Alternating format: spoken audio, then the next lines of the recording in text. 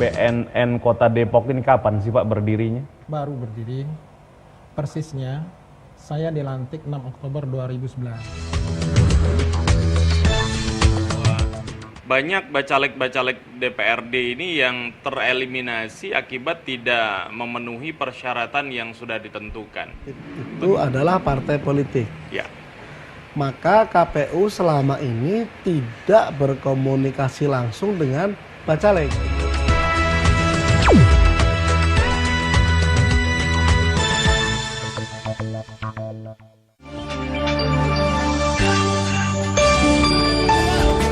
Ada apa ya Mang ya?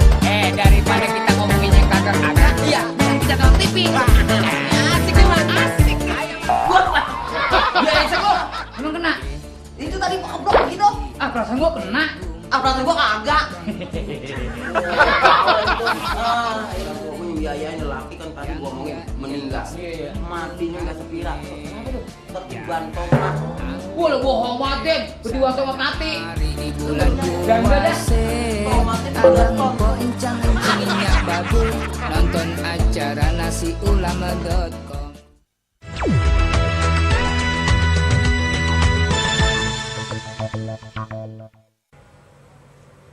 Pemirsa CB Channel yang saya hormati, pada sesi 1 dan 2 tadi kita mengulas mengenai sebegitu dahsyatnya bencana penanggulangan dan tata cara penanganan narkoba di negeri ini, terlebih khusus di Kota Depok.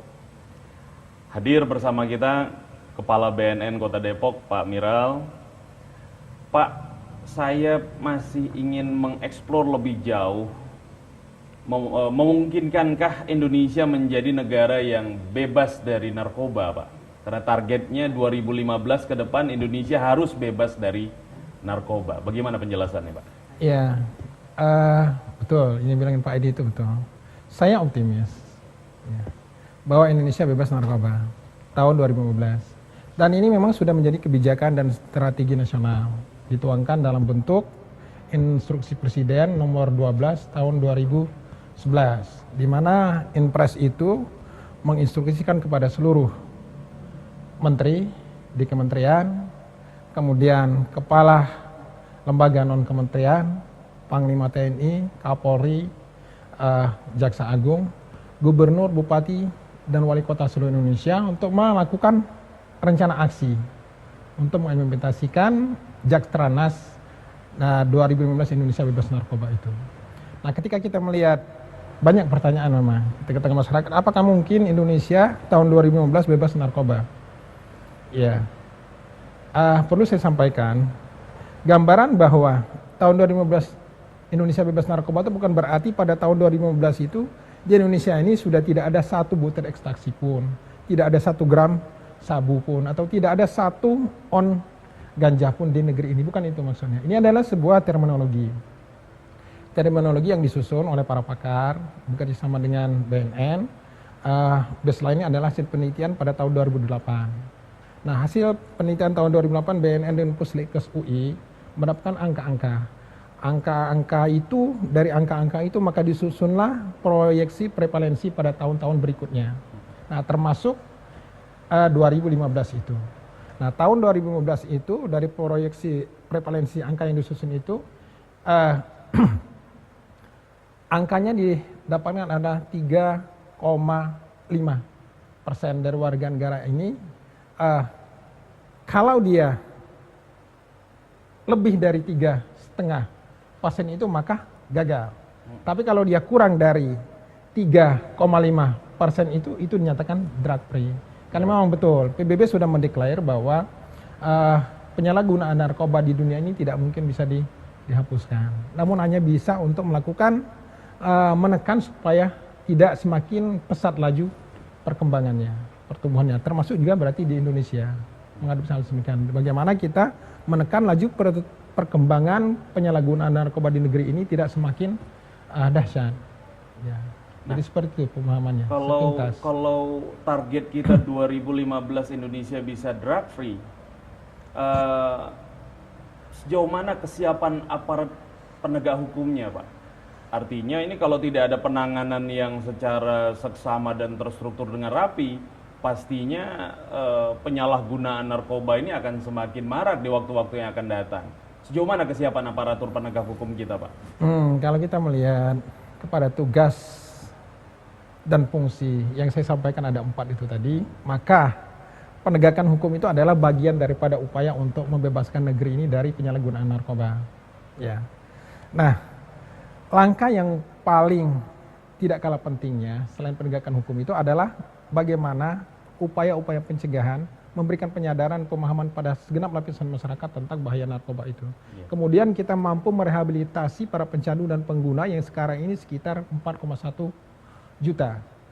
Tapi memang dari 4,1 juta penyalahguna narkoba yang ada sekarang ini, itu per tahunnya hanya bisa direhabilitasi baru 18.000. Nah, ini yang harus didorong.